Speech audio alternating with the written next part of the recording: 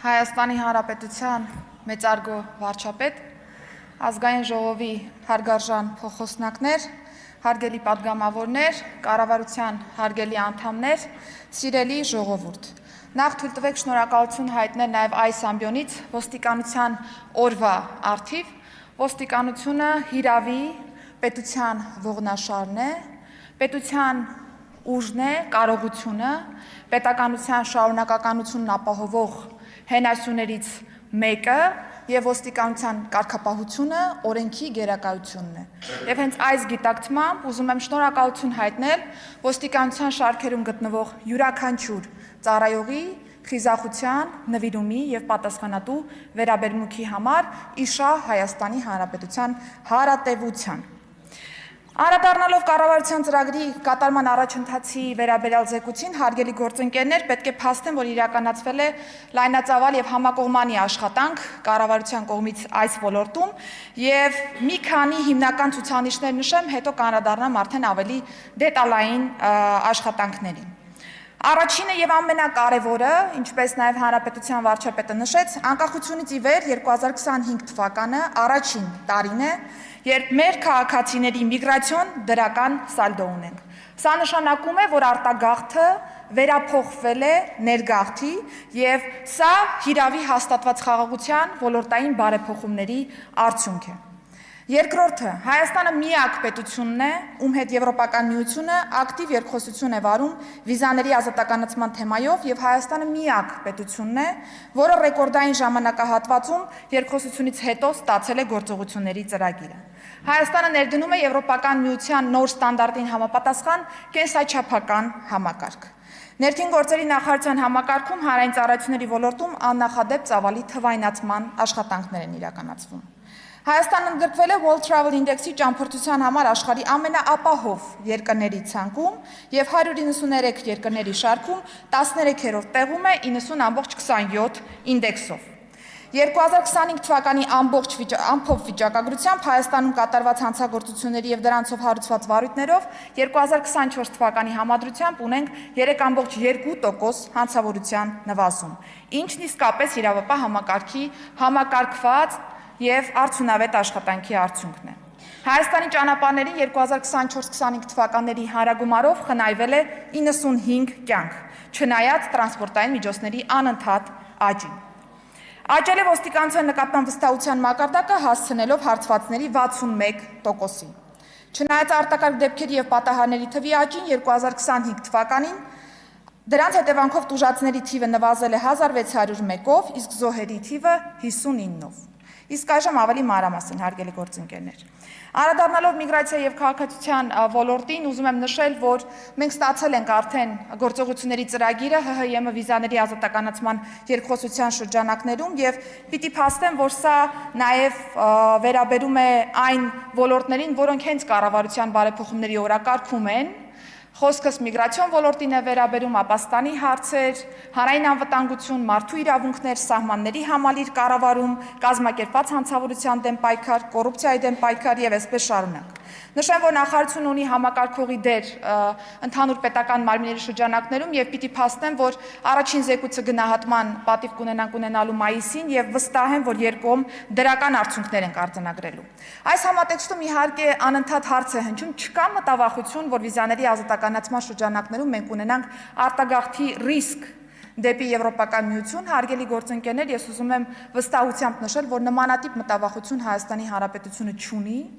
որովհետև Հայաստանի Հանրապետությունում հաստատված խաղաղության ոլորտային բարեփոխումների արդյունքում է, որ արտագաղթը վերաճել է ներգաղթի եւ այս պայմանների խնամքով պահպանման պայմաններում վստահաբար ներգաղթի միտումները գնալով ավելի կշատանան։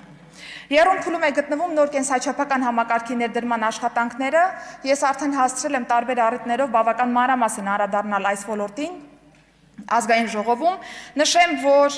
մենք այստեղ թռիչքաձև զարգացման լուծումներ ենք նախատեսում, որովհետև վաղուց ի վեր անձնագրային ամբողջ համակարգը բավական հնամաշ է, անձնական տվյալների պաշտպանության մակարդակը եւս բավական ցածր կտրվածքով է գտնվում եւ այստեղ այս լուծումները պիտի թույլ տան արդեն 2026 թվականի աշնանը երաշխավորել լիովին նոր կենսաչափական համակարգ Հայաստանի Հանրապետությունում։ Զուգահեռաբար նշեմ, որ այս պահին ավարտական փուլում է գտնվում նաև անձնագրի ընդհանուր դիզայնի եւ անվտանգային բաղադրիչներին վերաբերող աշխատանքները եւ հուսով եմ առաջիկա օրերին նաև հնարավորություն կունենանք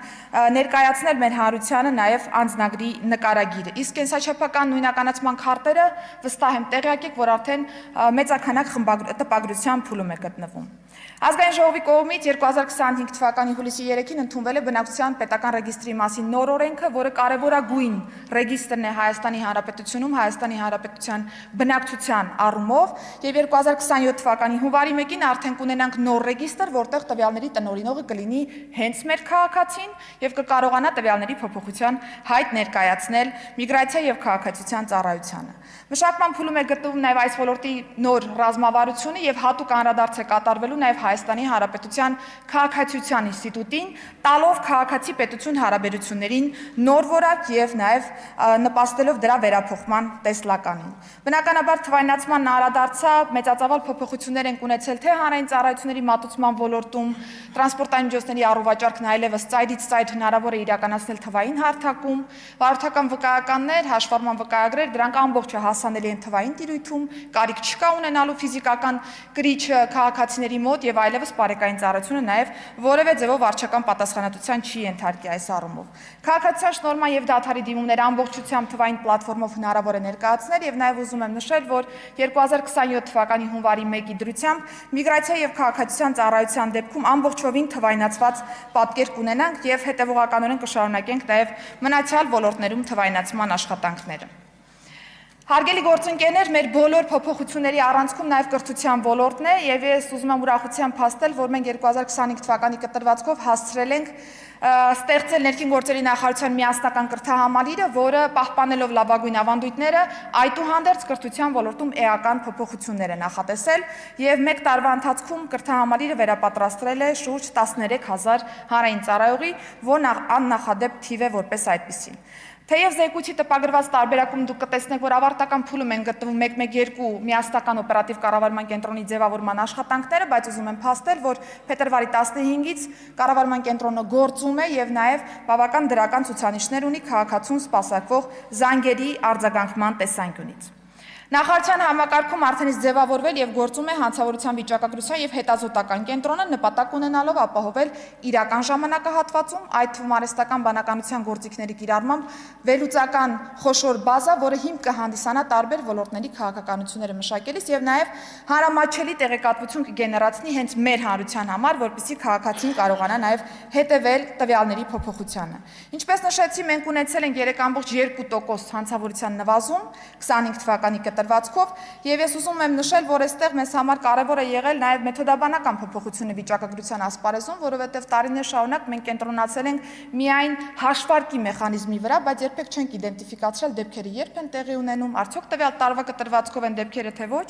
եւ այստեղ կարեւոր է, որ կոնկրետ տարին գնահատում ենք կոնկրետ տարվա կտրվածքով տեղի ունեցած իրադարձություններով աճել է նաև բացահայտման ցուցանիշը, թե անձը հայտնի լինելու հանգամանքով եւ թե նաև առաջադրված մեղադրանքի տեսանկյունից։ Խոսելով հանցավորության դեմ պայքարի մասին, ես չեմ կարող չխոսել նաև քրեական ենթամշակույթի մասին, որովհետեւ տարիներ շարունակ մենք ավելի ամրապնդել եւ ավելի ուժեղացրել ենք քրեական ենթամշակույթը Հայաստանի Հանրապետությունում, ինչու, որովհետեւ կա այն ընկալումը, որ բռնությանը կարող է պատասխանել ավելի ուժեղ բռնությամբ եւ հարցը կկարգավորվի, կամ հարցի լուծմանը պետք է ներքաշել ոչ թե պետական մարմիններին, այլ քրեական տարբեր հեղինակություններին, իհարկե հարցը կլուծվի, բայց ինչ ենք տեսնում պրակտիկայում, որ նմանատիպ իրադարձությունները հանգուցալուծվում են ողբերգական իրադարձություններով, տեղի ունենում տարբեր հանցագործություններ եւ մեզ մոտ կարևորագույն սկզբունք է, սա ոչ թե ընտրություն է, հարգելի գործընկերներ, այլ սկզբունք է, որ մենք հանրային զրո հանդուրժողականություն ունենանք քրեական ենթամշակույթի նկատմամբ եւ դրանով հասնենք շոշափելի արդյունքների տարբեր ոլորտներում։ Ինստիտուցիոնալ զարգացման տեսանկյունից բնականաբար զեկույցում կգտնեք բազմաթիվ քայլերի մասին մանրամասն տեղեկատվություն, թե ոստիկանության գվարդիայի ձևավորման առնչությամբ, գիտեք, որ նոյեմբերի 1-ից գործարկվել է ոստիկանության գվարդիան եւ պիտի փաստեմ, որ հավաքները սպասարկողի ընդհանուր նեգատիվ պատմությունից մենք տրանսֆորմացիա ենք ենթարկել այս փորձառությունը ավելի դրական փորձառության եւ մեր քաղաքացիները այսօր նաեւ ոստիկանության գվարդիայի աշխատանքը գնահատում են հանցագործությունների բացահայտմամբ, քաղաքացիներին տրամադրվող նաև օգնությամբ եւ օժանդակությամբ։ Բարեկային ծառայությունը շարունակել է զարգանալ մի շարք ուղղություններով եւ ես նշեմ, որ ծառայությունը բավական մեծ կշիռ ունի հանցագործության բացահայտման տեսանկյունից եւ ի տարբերություն 2024 թվականի 25-ին շուրջ 15000 հանցագործության դեպք բացահայտվել է հենց բարեկային ծառայողների կողմից։ Երթևեկության անվտանգության տեսանկյունից անզիջում եւ հետեւողական աշխատանքի ցուցիչներից է այն, որ տրանսպորտային միջոց վարելու իրավունքից զրկվել է 5435 անձ, որից 90.1%-ը եղել է ոչ թափ վիճակում տրանսպորտային միջոցը վարելու արդյունքում, չնայած տարբեր քաղաքական շահարկումների հարգելի գործընկերներ, այս վարչարարության հետևանքն է այն, որ մենք 95 կյանք կարողացել ենք փրկել Հայաստանի Հանրապետության ճանապարհներին։ Քրեական ոստիկանության տեսանկյունից մենք տարվա կտրվածքով արձանագրել ենք պետությանը եւ համայնքին պատճառված 25 միլիարդ դրամի չափով վնասի բացահայտման դեպքեր, կան հարուցված քրեական վարույթներ եւ նաեւ վերականգնված միջոցներ։ Թմրամիջոցների Ապոնի շրջանառության մասով պարզապես մի թվի անդրադառնամ, տարվա կտրվածքով Ապոնի շրջանառությունից դուրս է բերվել շուրջ 768 կիլոգրամ թմրամիջոց, ընդ որում վարչապետի հանձնարարականով քրեական ոստիկանությունը այդ տարվա կտրվածքով առավելապես կենտրոնացած է եղել թմրամիջոցների արտադրության եւ ներմուծման շղթայի վրա, եւ սա է պատճառը, որ ռազմավարական այսպիսի որոշման կայացման եւ իմպլեմենտացման արդյունքում մեզ հաջողվել է շատ ավելի մեծ խմբականակ դուրս բերել շրջանառությունից եւ բացառել հետագայում սրանց մանր չափերի շրջանառությունը։ Բնականաբար Ապոնի զենք զինամթերքի շրջանառության դեմ պայքարը եւս մեր թիրախում է եղել եւ տարվա կտրվածքով 42.2%-ով ավելի միավոր զենք զինամթերք է առգրավել։ Անդրադառնալով մարդկային ռեսուրսների կառավարման համակարգի խորքային փոփոխությանը, ուզում եմ նշել, որ մենք 2025 թվականին ներդրել ենք ուժային միջոցների գործադրման նոր ստանդարտ Հայաստանի Հանրապետությունում եւ մեր նպատակն է այնպես անել, որ ուժային միջոցների գործադրման ստանդարտը դառնա ծառայողի մարմնի հիշողության մաս եւ թույլ տա մեզ շատ ավելի լավ պրակտիկա ունենալ ոստիկանական աշխատանքի տեսանկյունից։ Հանվել են տարիքին, հասակին, քաշին վերաբերող սահմանափակումները ոստիկանության ընդունելության շրջանակներում եւ ես ուզում եմ նշել, որ բավական մեծ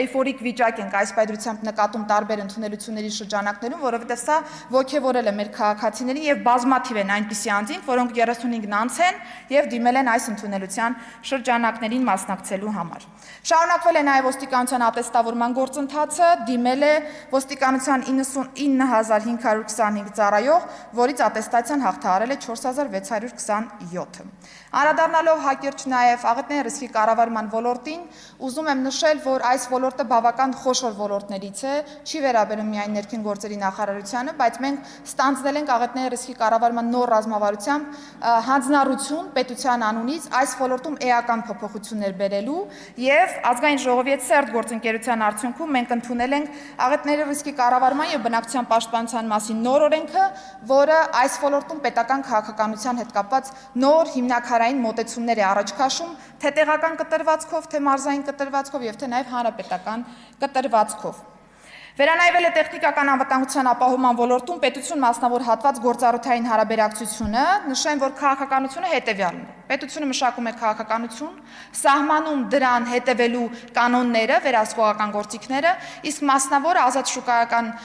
պրոցեսների պայմաններում կարողանում է դիմել եւ ստանձնել այս ոլորտում փորձաքննությունների իրականացումը։ Այս տրամաբանության հողի վրա իրականացման պայմաններում 2025 թվականի նոյեմբերի 1-ից լուսարման process-ում է տեխնիկական անվտանգության ազգային կենտրոն ՊՕԱԿ-ը հարթակը թողնելով մասնավոր ոլորտին։ Կառավարության կողմից սահմանվել է նաև ավտոտրանսպորտային միջոցների հեղուկ վառելիքի լցավորման կանոնների կառուցվածքի, հեղուկ վառելանյութի պահման, վաճառքի, պահեստավորման, առաքման, փոխադրման, բաշխման եւ լցավորման կանոնների անվտանգ շահագործման տեխնիկական անվտանգության կանոնները։ Իհարկե նոր ենք մտնում այս ոլորտ, ուզում եմ սա հատուկ շեշտադրել, որովհետեւ սա առանձնացրել են որպես կարևորագույն տեխնիկական անվտանգության կանոն, որը պիտի ենթարկվեր վերանայման, բայց բազմաթիվ են այնպիսի կանոնները, որոնք նաեւ փոխհատվում են քաղաքաշինական նորմերի հետ եւ մենք այս պայծրությամբ բավական ակտիվ գործընկերների հետ նաեւ այս ուղղությամբ ենք աշխատում։ 25 թվականին մշակվել եւ հավանության է արժանացել փրկարար ծառայության զարգացման հայեցակարգը, որը նոր տրամաբանություն է բերելու նաեւ փրկարար ծառայության աշխատանքի տեսանկյունից, հաստատվել է ծառայողների վարքագծի նոր կանոնները, մինչ այս պահը մենք չունենք նմանատիպ վարքագծի կանոններ ծառայողների մասով, կարևոր քայլ է եղել նաեւ սա էթիկայի եւ պատասխանատվության ինստիտուտների զարգացման համար հենց փրկարար ծառայությունում։ Պիտի նշեմ, որ կրթական ոլորտի փոփոխությունների տեսանկյունից փրկարարծարությունը եւս անմասն չի մնացել եւ փրկարար կարելի է դառնալ բացառապես ներքին գործերի նախարարության կրթահամալիրի կրթական խողովակով անցնելու պայմաններում։ Շարունակվել են կամավորական հուշեջ փրկարարական հենակետերի ձևավորման եւ ծառայության ենթակառուցվածքների զարգացման աշխատանքները։ Մենք բացել ենք նոր նաեւ կայաններ փրկարարական եւ 2025 թվականին թիվն ավելացել է եւս 2-ով Մեղրաձորում եւ Արագածավանում։ Ծառայությունը համալրվել է նաեւ գույքով 18 հուշեջ փրկարարական նոր մեքենաներ ենք տրամադրել ծառայությանը, որպեսզի այն ժամկետը, որը որ մենք նախատեսում ենք քաղաքացուն սպասարկող ահազանգի տեսանկյունից, դա լինի իրատեսական եւ ծառայողները ունենան հնարավորություն սպասարկելու։ 2025 թվականի ընթացքում փրկվել է ծառայության կողմից 202 մարդու կյանք եւ նաեւ նշեմ, որ արտակարգ դեպքերի եւ պատահարների հետևանքով, ինչպես փաստեցի, զոհերի թիվն ըստ էության նվազել է։ Փրկարար ծառայողների ատեստավորման գործընթացը եւս շարունակական է եղել, գիտեք, որ թե ոստիկանների, թե փրկարար ծառայողների դեպքում մենք կրկնապատկում ենք գրեթե ատեստավորման արդյունքում տրվող վարձատրությունը եւ ես ուրախությամբ պիտի փաստեմ, որ թե ոստիկանական շարքում եւ թե նաեւ փրկարարական շարքերում կան մեր ծառայողները, որոնք որ գերազանց են նաեւ ատեստավորվել եւ այսօր ատեստավորված փրկարարը ստանում է շուրջ 557,000 դրամ դրամական բավարարում, նախկին 297,540 դրամի փոխարեն։ Մեկնարկել է նաեւ սեյսմիկ դիտացանցի ամբողջական եւ լայնամասշտաբ արդիականացման աշխատանքները, սա եւս կարեւոր նշանակություն ունի դիմակայուն պետություն ունենալու տրամաբանության մեջ եւ փաստեմ, որ ներքին գործերի նախարարության սեյսմիկ պաշտպանության տարածքային ծառայությունը սեյսմոլոգիական ցանցի տեսանկյունից պաշտոնապես միացել է թվային սեյսմոգրաֆների ցանցի միջազգային ֆեդերացիային, որը նաեւ գնահատական է Հայաստանի Հանրապետության կատարած աշխատանքին։ Հարգելի գործընկերներ, թերևս այսքանը, սիրով կպատասխանեմ հարցերին, եթե այդպիսիք լինեն։